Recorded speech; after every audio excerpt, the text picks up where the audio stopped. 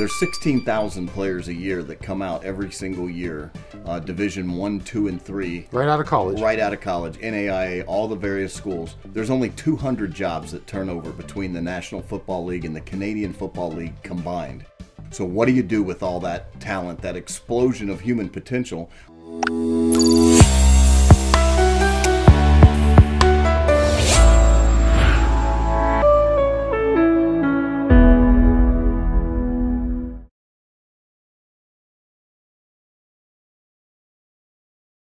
Welcome to Experts and Authorities. I'm Conrad Negron, your host. We've got a great show today. We've got the head coach of the SoCal Coyotes, J. David Miller. The Coyotes are the #1 developmental football team in America. Coach Miller, how are you? Fantastic, Conrad. Great to be here. Hey, thanks for coming in. Tell us a little bit about the brief history. How did the Coyotes start?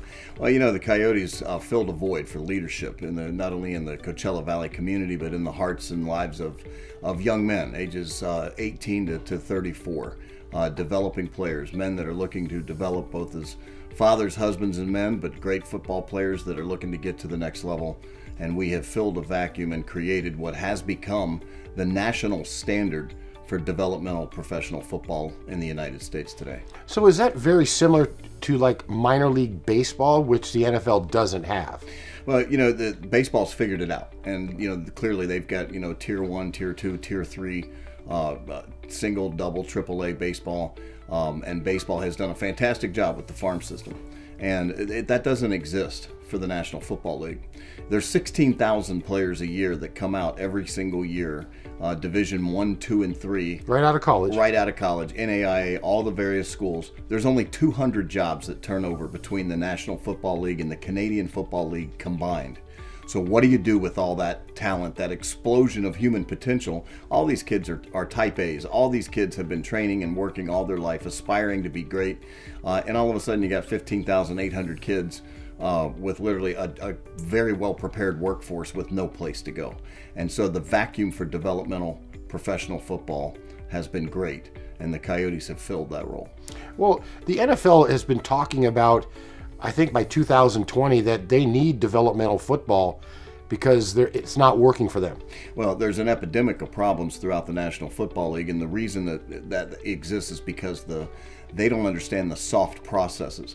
You can bring a group of 30, 40 guys together and put helmets on them and put jerseys on them and call them a team, but if there's no soft process in which for those guys to deliver their life skills, that's the challenge. So what do you do, and how do you pour money into that? So you're dividing a pot. The National Football League is a $1 billion empire. They're an entertainment conglomerate. How do they divide up that money into the need for developmental football? Why would they divide that pie? So unless you can find a process that makes sense to the municipalities of the tier 2 and tier 3 cities, and find a place for those kids to find a home, to build and become part of the fabric of the community, it makes no sense for the NFL. So they have not been able to figure that out. We have resolved that right here in the Coachella Valley. We have integrated ourselves with the municipalities, with law enforcement, with education, with educators.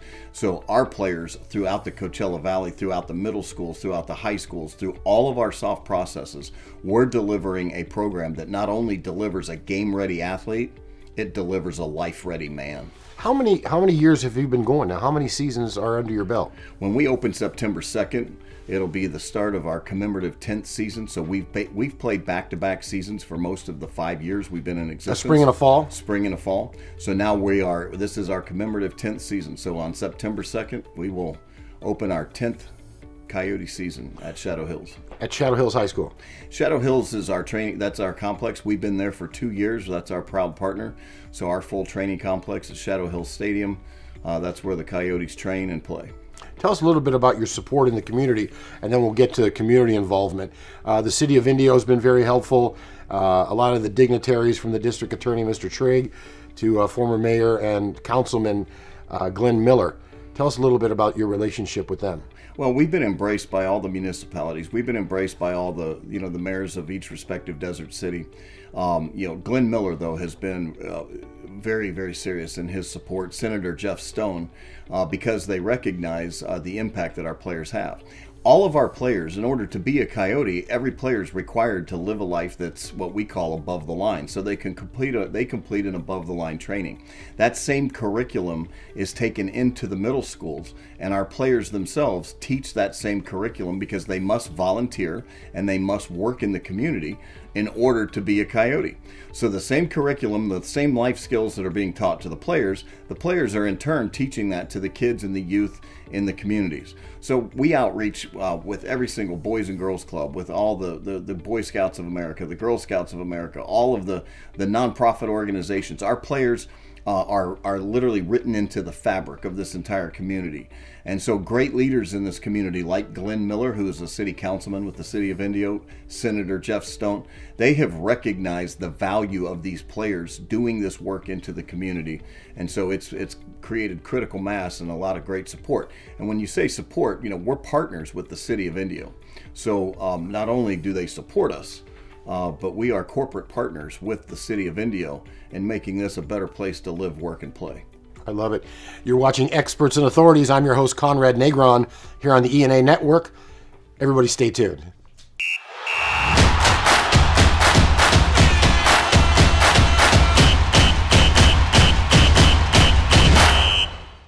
Welcome back to Experts and Authorities. I'm your host, Conrad Negron. Today we're with Coach J. David Miller of the SoCal Coyotes. Coach, the community, what has the Coyotes done? You're in all the school systems out here, which is a very difficult thing to do, to get into schools. How's that working? You're graduating, I think you said a while ago, your fifth middle school class. Tell me about the program and what is above the line. Well, the Coyotes have their own curriculum, and so we require our players to go into the schools and to share their story, share their life story. How do you get there from here? I think there's some compelling questions that every child sitting in a classroom wants to know. How do you get from Indio, California, to become the president of the United States, or whatever it is that you want to do? How do I get there from here? How do I make my next move my best move? What are the things that somebody can lay in front of me today that show me how to get there? And you can teach out of books all you want, and the educators do a phenomenal job of the best they can. But when a player comes in and tells his life story, and he tells about his hardship and his adversity, and he lays down tracks of a flight path of what it took to get there, and sometimes it's just the tiny nuances, the smallest things that may make the difference, that will trigger something in the life of that young girl or that young boy who hears that. We've all had speakers come to our schools when we were kids. Think about that athlete or that prominent politician or that preacher or whoever came to your school. Think about that person that spoke, that said something that you clung to, that motivated you and challenged you and might have been the difference. Well, we are those people. And now we are teaching our players, you are that guy. You get that opportunity to go into that school.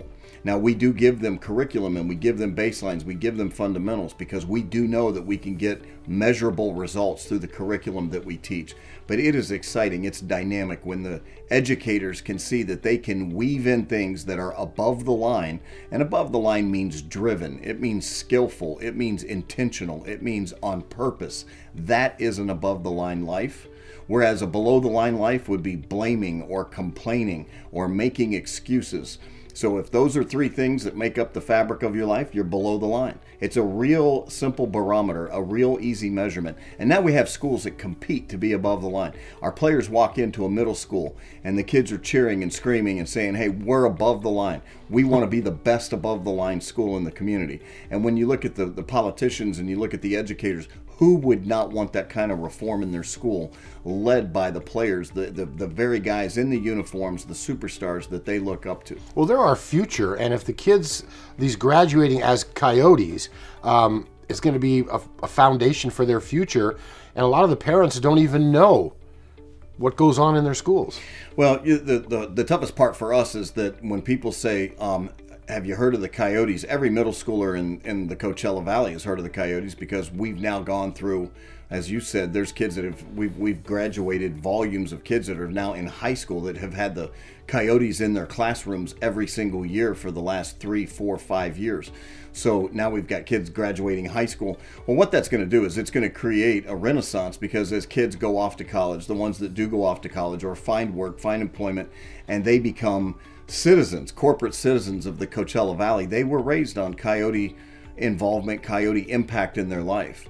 And then I believe that, we're going to see a real groundswell of support, that we're going to see another whole wave of Coyote support and belief, because it's written into the fabric of this community. These kids are taking exams or questions. You guys put on the curriculum? We have a Coyote quiz. We have a 50-question quiz that will tell you. It's a very simple quiz. It's 50 questions. Every question graded 1 through 5, 5 being the best, 1 being the worst. And we can tell you where you stand on being a Coyote leader. So 175 and higher at the end of the quiz. If you're 175 or higher, you're a qualified Coyote leader. Anything 175 or below, you need to go back and retake the quiz with a teacher, an educator, a coach, somebody who gave it to you. But it's questions like, when dinner's over, are you the first one to wash the dishes? When an adult speaks to you, do you say yes ma'am and no ma'am, or yes sir and no sir? How do you respond to authority? So there's subjective questions that you can work on constantly. You can take this quiz. The educators swear by the quiz. It's an award-winning quiz. We've used it now for 5 years. A lot of the applications in there from the Stanford School of Leadership. So it's been a phenomenal tool for both our players, our staff, and the children that we administer to. The kids love it. They love to see those big guys in the uniforms come into the school. Well, when the Coyotes walk in, you got to understand, a middle school kid, he doesn't know the difference between Dan Marino and the Coyote quarterback. All he sees is a guy walk in a jersey that he looks up to, and these kids flock to the players. So it's very important. So we're shaping the man, but we're shaping the message as well. And we require, our players have the strictest code of conduct in professional football. They can't drink, they don't smoke. They have the toughest social media standards. We teach them the value of social media, understanding that every judge, district attorney, spouse, employer, everybody can research what you do on social media. So we're giving them life skills that are lasting with not just our players, but with the children that we teach for decades to come. As the Coyotes are growing, the NFL obviously knows what you're doing, and the development of young men is most important with sometimes the image of the NFL. Well, the most important, I think, when you look at the real statistics of the Coyotes, the ones that leap out are 0 Coyote arrests in 5 years. We have 0 unemployed Coyotes. We have 0 Coyotes who don't pay their child support. So those are the real numbers of the SoCal Coyotes. So we're bringing about social change. We're bringing about cultural change. And so those are the missing pieces. That's the ingredient that's missing in the part of developmental football. We are a conveyor belt to manhood. So we understand that while 1% of 1% of 1% of guys may make it to that great workout in the Arena League or the Canadian Football League or the National Football League, 100% of them are going to be required to be men. So we are giving them those skills on this conveyor belt to manhood. If you could just imagine just racks and racks of cookies coming off the conveyor, coming off the confection oven, and where are they going? And they're falling into the fabric and the framework of the communities where we work, live, and play. We go into the jails. Real Men Read with District Attorney Mike Tripp. Our players go in every Thursday, every Friday. They teach those young men that are about to be released right back into our community. They motivate them, they inspire them, they give them hope, but they tell their stories and they prepare them for life after they are released from jail. That's the last chance saloon. You're going to get out again. What are you going to do with that opportunity? So our guys we're in juvenile hall. We're in the middle schools. We're in the high schools. You know what's great is when the kids come into our program, they come in with their hat on sideways. They come in with their pants down. They come in with the attitude. And you know, when the kids leave, they come in with that hat on straight. They leave with their hat on straight, shaking your hand with 2 hands, eye contact. We have completely changed the way that they act, believe, and behave. And their moral compass is now aligned. And we see that impact. And when you drop a kid like that, where it's become the fabric of who he really is. You drop that kid into any situation, he changes. It's not the splash, Conrad, it's the ripple. And when we drop those kids into the community, we drop them into employers, we drop them anywhere, they impact change. You're watching Experts and Authorities. I'm your host, Conrad Negron, here with Coach Miller on the ENA Network.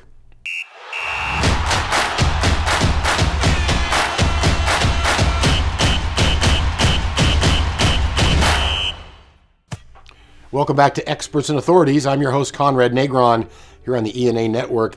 Today we've got head coach J. David Miller of the SoCal Coyotes. Coach, let's talk football. You guys play football.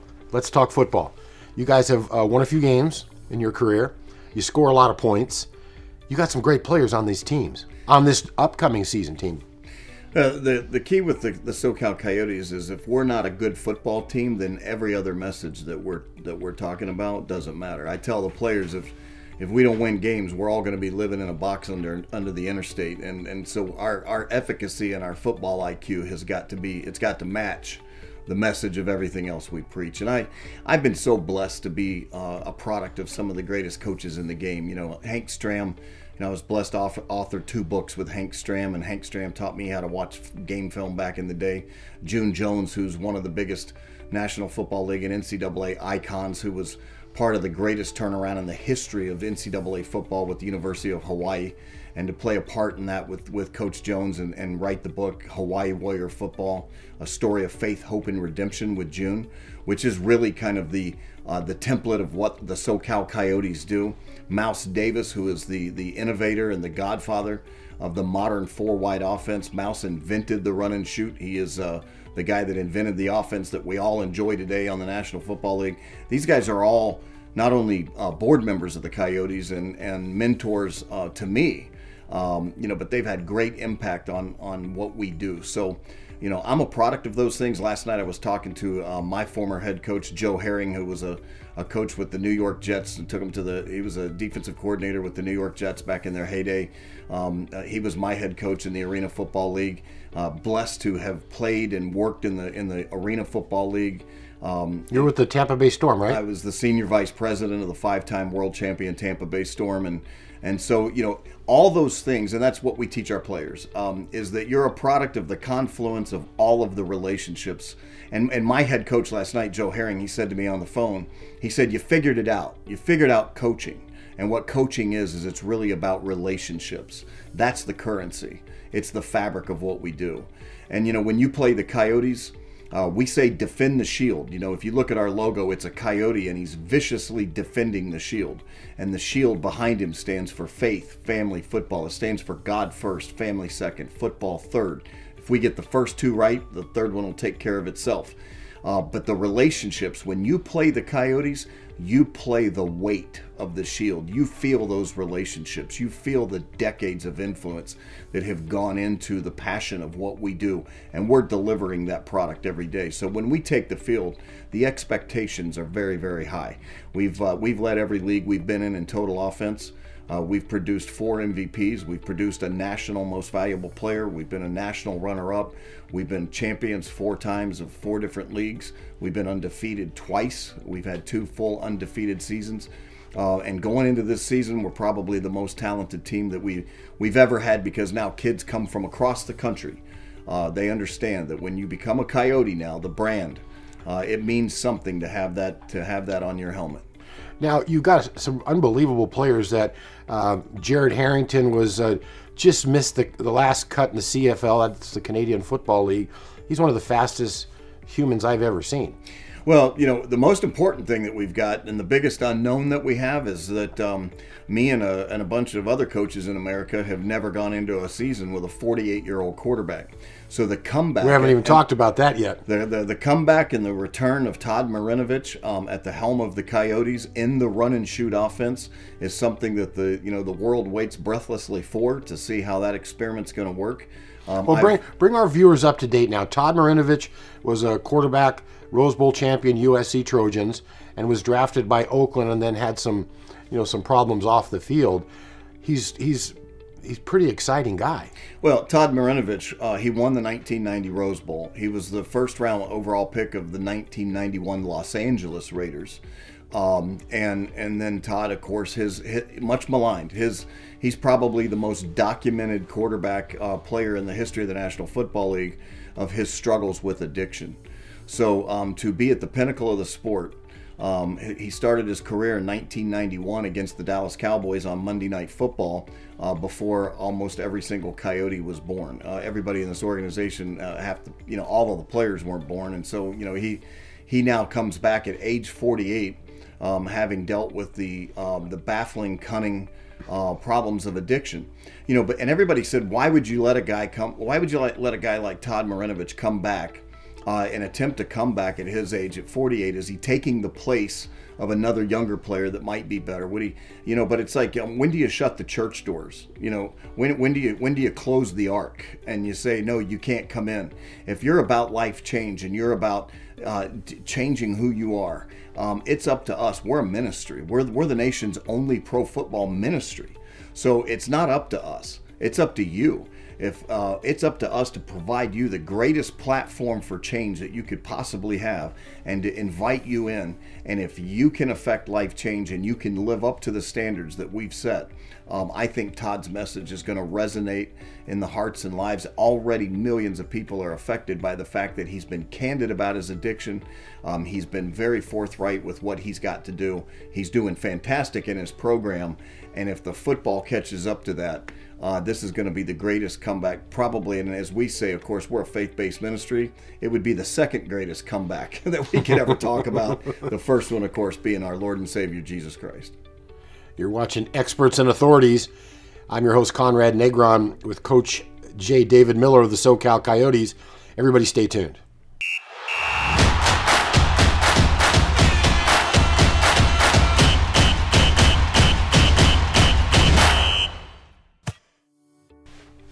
Welcome back to Experts and Authorities. I'm your host, Conrad Negron, on the ENA Network. Today we're with J. David Miller, Coach Miller of the SoCal Coyotes. Coach, what are some of the biggest challenges right now for the Coyotes as you move forward into this upcoming season? Well, we want to fill the stadium. We got 5,000 seats at Shadow Hills, and somehow we've got to get the kids that love and embrace the Coyotes. We got to get them into the stadium. We've got to give them a means by which to get to get to the games. We've enjoyed great attendance at the games. The most important part is that the community actually knows that we're here and that they support us. It's remarkable, though, how much attention has been given to the Coyotes now through the local media. We're just so blessed now to have good local press that now understand and know our story, and they're telling our story, and it's been fantastic. Well, it's interesting. The Coyotes had a press conference July 7th to announce Todd Marinovich. Right. Everybody was there. Correct. ESPN was there. New York Times was there.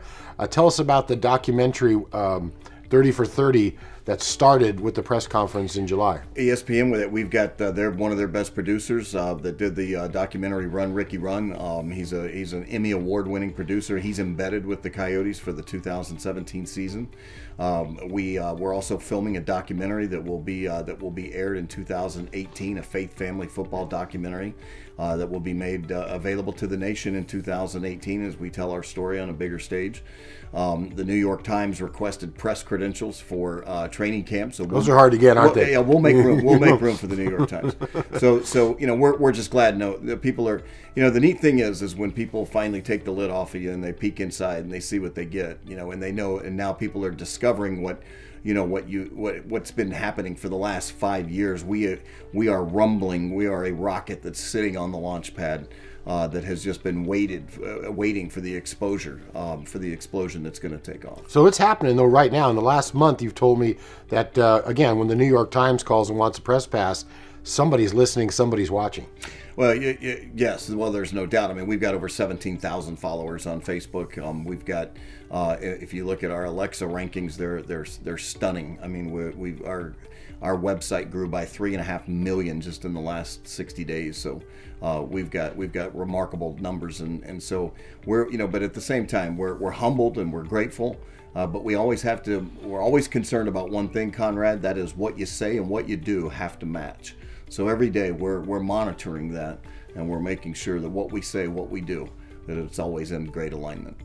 Some of the challenges in the community of getting the word out seem to be changing in your direction. Well, they're changing because we're going to do something that's never been done before. And that is when we start pouring concrete and we build the first stadium for developmental football. Minor League Baseball, which you mentioned earlier in the interview, they got it figured out because they understood that you have to have land and you have to build a stadium and you build a mecca of development and then you build retail and hotel and you build the space around it and they will come. And that is absolutely true.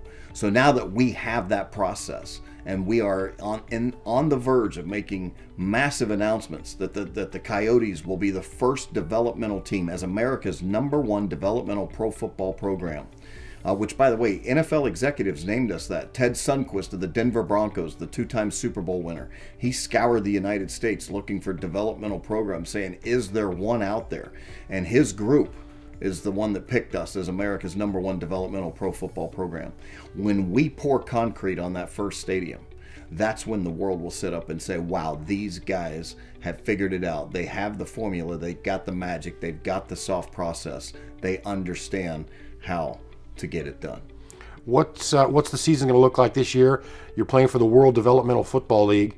How does that work? Well, we're parked in the World Developmental Football League in the Pacific Coast Division. We're the flagship of that division. It's really a three-team tournament to get for the right to play for a national championship, and we believe we'll be that team. So we'll show up, Conrad. We'll be there on September 2nd. Our guys will be there, and it's a quick 6-game tournament. And how we play. Last year, we were the only team in the state of California that was even ranked in the top 20. We went undefeated. We went 7-0. We outscored our opponents 406-43. We shut out 3 former champions, 3 proud teams that had never been beaten. We shut them out. They didn't even score. So we plan to inflict a lot more pain and a lot more progress and get the opportunity to play for a national title and to do it on a very big stage. And the visibility now is getting, well, again, after the press conference, the national news, the hits on the website, this is going to get big. Well, if it's not already. Well, we've built an organic following, and we certainly have an organic following among the youth in our community. But God is in control. We'll stand on the truth, and we won't be afraid. I'm really looking forward to the season. Now, you got some guys coming in from Michigan State, from South Korea. Tell us a little bit about a couple of these players and their. It's so awesome because every single player has a story. And when you're in developmental football, the great thing, just like life, just like you and I, everybody's got an asterisk on their back. You've got an asterisk on your back. I've got one on mine. Everybody's got something in their closet or something and so our job is to bring in those young men and discover, what is their asterisk and how do we get it off, and what do we have to do to develop that kid. So we've got We've got Sung Jun Oh, who is one of the greatest players to ever come out of South Korea. Wow. And made it to the final cut with the Cleveland Browns. We have Robert Caldwell, who made it to one of the final cuts in the National Football League. You mentioned Jared Harrington, who was with the Winnipeg Blue Bombers and one of the fastest men that I've ever seen. And you mentioned that as well with a 4.3 40 time. We've got Todd Marinovich. We have all this cast of characters, all of them with great stories to tell. But great young men that are going to have profound impacts everywhere that they go and as they tell their story. Coach Miller, thanks for your time. You're watching Experts and Authorities. I'm your host, Conrad Negron. For the ENA Network, stay tuned.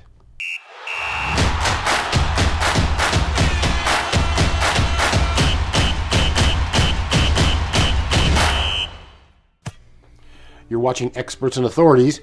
I'm your host, Conrad Negron. We're with Coach J. David Miller of the SoCal Coyotes. Coach, tell us about it. How do you guys operate? You're a nonprofit, correct? So you got to raise money. Well, the SoCal Coyotes are a nonprofit. We depend on the donations and the sponsorships, the endorsements of all the partners and the people that support the Coyotes. So private donors, corporations, we do rely on that, and we do need money. We're just like any other nonprofit. Because our spend is, but it affects every single desert community in which we participate. And you're giving back, of course, to the communities, to the schools. We give thousands of dollars away to schools, to school districts, to We support every single program. We're involved in over 100 different nonprofits, 100 different organizations. The one thing about giving any money to the Coyotes is you know that you're going to impact every single desert city, and in some way you're going to impact every youth program, every single thing that's out there, because we volunteer and we support, and we're integrally involved in every single one of those programs. Tell me a couple of your sponsors. Well, of course, you got General Air Conditioning and Plumbing, and we're very, very grateful for Frank Harris and Patrick Summers and his crew there. We're very, very grateful for Hot Purple Energy. Very grateful for Vantage Construction. Vantage Construction has been loyal, and they've been with us for now going on, I believe, the 4th season with us. So they have seen the vision. But we've also got Cutting Edge Orthopedics and Dr. Sidney Pardino, who's our Chief Medical Officer, Dr. Ben Worley from Coachella Valley Foot and Ankle. So we're blessed to Those have are your them. team doctors. Those are our team doctors and corporate partners as well. So blessed to have them on board. Unique Auto Body, you know, they paint our helmets every year, and they take care of us in that regard. So very, very excited and very blessed to have those people that support the program. The World Developmental Football League awarded us the Pacific Coast Division Championship game, which will happen on October 28th. And there's 30-some teams back east that are all fighting for the right now to get a shot at the Coyotes, assuming that we can take care of our business. And I promise you, we'll take care of our business. Coach J. David Miller, you're watching Experts and Authorities on the ENA Network. Everybody stay tuned.